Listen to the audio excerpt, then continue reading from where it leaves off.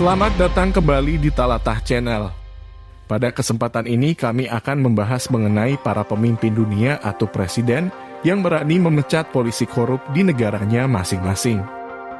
Topik ini kami angkat untuk sebagai bahan acuan bagaimana para pemimpin mengambil langkah cepat dan tegas dalam menanggulangi kejahatan korupsi yang dilakukan oleh para pejabat yang mempunyai kekuasaan.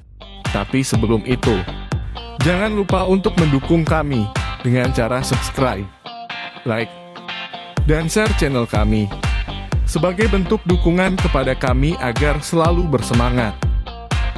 Sesuatu yang dirindukan atau diimpikan oleh rakyat terhadap pemimpinnya adalah pemimpin yang memiliki sifat jujur dan tegas. Tak heran ada pemimpin di beberapa negara yang berani memecat polisi dan atasannya. Hal itu dilakukan sebagai langkah tegas karena parahnya korupsi di institusi tersebut. Siapa sajakah presiden pemberani itu? Di urutan pertama ada Mikhail Saakashvili, Presiden Georgia. Mikhail Saakashvili merupakan Presiden Georgia sejak tahun 2004 yang terpilih lagi pada 2008. Pada tahun pertamanya, tepatnya 2005, Mikhail memecat seluruh personil polisi lalu lintas karena terindikasi terlibat korupsi. Mau tahu jumlahnya? 30.000 personil. Kami memiliki kekuatan polisi paling korup di dunia, kata Mikhail seperti dikutip dari situs radio berita NPR pada 15 September 2005 lalu. Sebelum memecatnya, Mikhail menaikkan gaji polisi, namun tidak memberi fasilitas seperti seragam, mobil, dan bahan bakarnya, mendorong polisi agar jujur. Bila menerima suap harus memberikan sebagian hasil korupsinya itu pada negara. Ternyata, cara itu tak manjur mengurangi korupsi di kalangan kepolisian. Cara itu malah membuat polisi sebagai penjahat yang diberi kewenangan oleh negara. Intinya 80-90% polisi dipecat. Kita berbicara tentang 25.000-30.000 orang, kata Mikhail. Akhirnya, setelah dipecat seluruh Polantas itu, kekuatan baru yang menggantikan Polantas dibangun, orang-orang baru direkrut. Mikhail membangun kekuatan pengganti Satlantas itu di bawah asistensi urusan penegakan hukum dan Biro Narkotika Internasional Amerika Serikat, AS.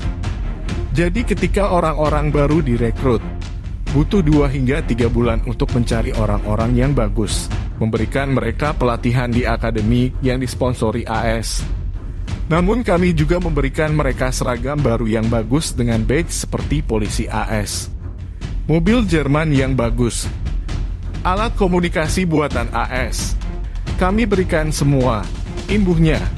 Di samping itu, kami berikan mereka 20 kali lipat gaji dalam beberapa kasus, itu untuk pemula, tutur Mikhail. Hasilnya, warga Georgia yang tadi malas berurusan dengan polisi karena disebutnya bikin sakit kepala.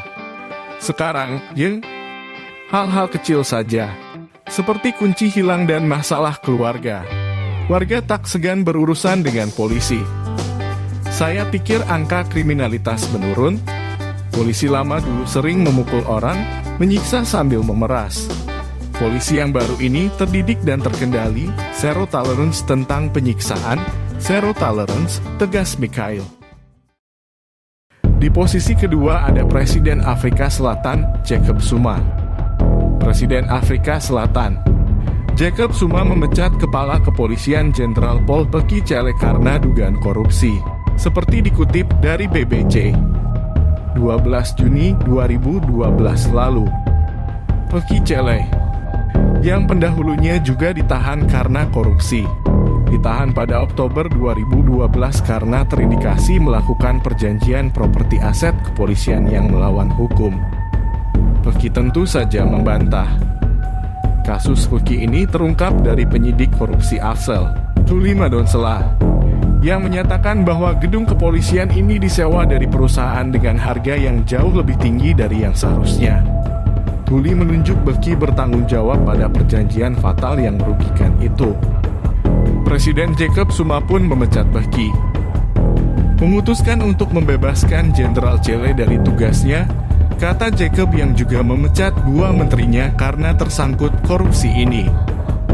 Hukijala akhirnya digantikan oleh Mangwasi Piiga, perempuan pertama yang menjadi kepala kepolisian. Di posisi ketiga ada Ollanta Humala, Presiden Peru.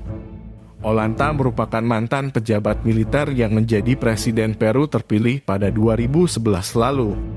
Dia berjanji akan keras pada korupsi dan penyelundupan narkoba. Presiden Peru Ollanta Humala memecat 2 atau 3 jajaran petinggi kepolisian untuk mengatasi akar korupsi. Sekitar 30 dari 45 petinggi kepolisian, termasuk Kepala Kepolisian Peru dan Kepala Satuan Pemberantasan Narkoba, dipaksa untuk pensiun dini, seperti dikutip BBC pada 11 Oktober 2011 lalu. Selanjutnya ada Alvaro Colom, Timor Presiden Guatemala, menjabat Presiden Guatemala hingga Januari 2012, namun jejak Alvaro Colom cukup tegas dalam korupsi. Alvaro pernah memecat Kepala Kepolisian Peru Porfirio Perez dan asistennya Rolando Mendoza karena menggelapkan barang bukti kokain sebesar 118 kg. Seperti dilansir dari Latin American Herald Tribune. Bahkan Alvaro pernah memecat Mendagri keempatnya Raul Velasquez dan Kepala Kepolisian Peru keempatnya Baltasar Gomez atas kasus korupsi dan dugaan penyelundupan narkoba. Bandar narkoba telah membuat semua orang korupsi, termasuk Kepala Kepolisian, karena mereka memiliki kemampuan untuk membayar lebih daripada gaji bulanan yang polisi ini terima, kata Alvaro. Terakhir ada Presiden Rusia Vladimir Putin. Presiden Rusia Vladimir Putin baru saja memecat petinggi kepolisian Rusia yakni Kepala Deputi Komite Investigasi Moskow, Ivan Glukov, karena dinilai menyalahgunakan kekuasaan. Tak jelas apa kesalahan Ivan Glukov hingga dia dipecat. Namun salah satu deputi Glukov, Nelly Nitrieva, dituding menerima suap US$3 juta dari 2 pengusaha untuk menutup kasus mereka. Nelly akhirnya ditahan atas kasus penyuapan itu, demikian dilansir dari Moscow Times, 1 Agustus 2012 lalu. Putin, yang memiliki otoritas untuk mengangkat dan memecat pejabat kepolisian akhirnya menggantikan Ivan Glukov dengan Majen Vladimir Morozov, yang sebelumnya menjadi Kepala Kepolisian Daerah Smolensk. Demikian untuk pembahasan kali ini. Dari pembahasan di atas kita dapat mengambil keteladanan bahwa para pemimpin harus mempunyai prinsip yang kuat dalam memerangi kejahatan korupsi.